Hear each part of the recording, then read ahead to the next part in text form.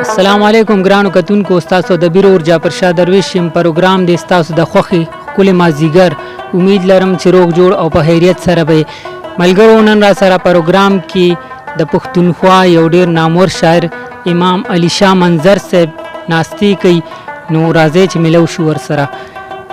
ګرانه په دې ښکلي مازدیګر پروګرام کې درته د زړه نه هرکلی وایم.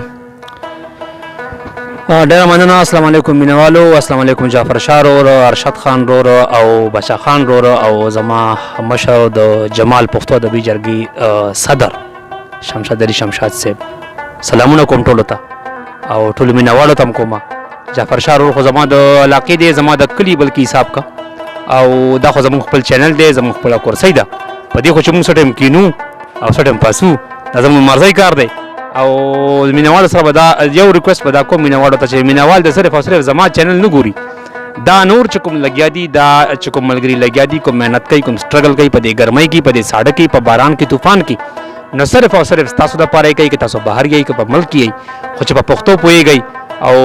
پښتانه یئ نو تاسو دپاره یې کوي. نو دا چینل چې کوم دی دا به تاسو کامیابوئ، ستاسو په کتو ستاسو په مینه به دا کامیابېږي. نو دا سبسکرایب کوئ، دا مخکې بوځئ، ځکه چې دا تاسو دپاره لګیا دی. جعفر شاه درویش د ډېر وخت نه لګیا دی، زما ډېر ښه ورور دی، ښه ملګری م دی. نو زه ویم چې زما بلې خبرې ته د بل چا بلې خبرې ته ضرورت را نه شي. تاسو پښتانه یې د سره دغه مینه وکئ، ستاسو پیسې نه ځي چې فالتو یو سړی سوشل میډیا ګوري او دروغ پکې ګوري، بکواس پکې ګوري او نورې خبرې پکې ګوري. نو بهتره دا ده چې د پښتو ادب او پښتانه لیکوالان پکې وګوري او هغه چې څوک محنت کوي هغه په مخکې بوځي او کامیابي کړي. ډېره مننه. استاد جي دا ټول ملګري وختي راسه فرمایش کوي یا چې ستاسو نه سم ډېر شعرونه ریکارډ کو، څه به راسره شریک کول غواړئ؟ نو اصل کې تاسو راغلی داسې سپیشل خو بس باید دا میلاو شو، یو اکسیډنټلی چې ورته یې که نه اچانک میلاو شو، په بازار کې یو بل سره میلاو شو او ما سره په جیب کې هغه وخت څه ونه، خو چې سراسر په ذهن کې و څه په چا نه مې پس په قرض راوغوښتل چې یار زما یو کلام به رسره ني، نو هغه راته راولېږو مې ته دغه کړی دی. نو تاسو په اجازت شمشاد صاحب دا به پیش کوم. ما سره دا ارشد خان رور دی، دا دمزو دی او د بار نه راغلی دی، هلته مزدوري کوي، مسافري کوي په سعودي عرب کې. نو دا پروګرام به ټول زه هغه ته ډالۍ کوم او د سره سره زما دلشاد رور دی په واڼه وزیرستان کې او عبدالله دی په ګلګت کې. نو د درې واړو ملګرو ته به دا ټول پروګرام ډالۍ کوم. وایي اور کې د سپرلی چېرته لیدلی دی، اور کې د سپرلی چېرته لیدلی دی، ریګ کې د شینکۍ چېرته لیدلی دی. راشه یو تصویر خو رانه وباسه، راشه یو تصویر خو رانه وباسه، مړی د ژوندی چېرته لیدلی دی. وغورځوئ کاڼي د لاسونو نه، تاسو لیونی چېرته لیدلی دی. ته د ناویتوب خوبونه مه وینه، خوب کې د سړی چېرته لیدلی دی. مونږ پسې د کاڼو په لاس مه راځه، دلته کې د سپی چېرته لیدلی دی. سله راته وایي چې بوډا شوې ته، ما سره د زوی چېرته لیدلی دی.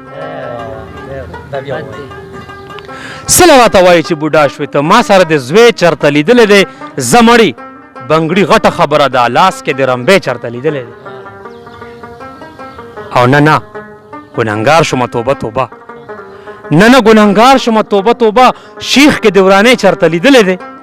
او کله چې امتا قرباني غوښتې ده، دا رقیب ړومبی چېرته لیدلی دی. او لاس یې رانه تاو کړل، راته وایي چې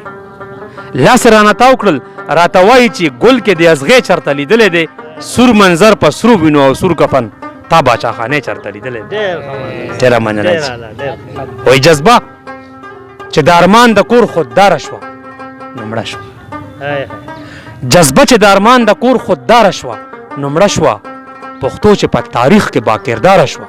نو مړه شوه. زما د دې وطن د پښتنې پیغلې نصیب دی، نستی نه چې راووته مالداره شوه نو مړه شوه. مننه جي. که وږي وه مرغۍ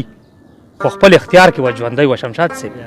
که وږي وه مرغۍ خو خپل اختیار کې وه ژوندی وه، دانې ته چې پنجره کې ګرفتاره شوه نو مړه شوه. او زما د مور نصیب دی چې زما د واده غم ته،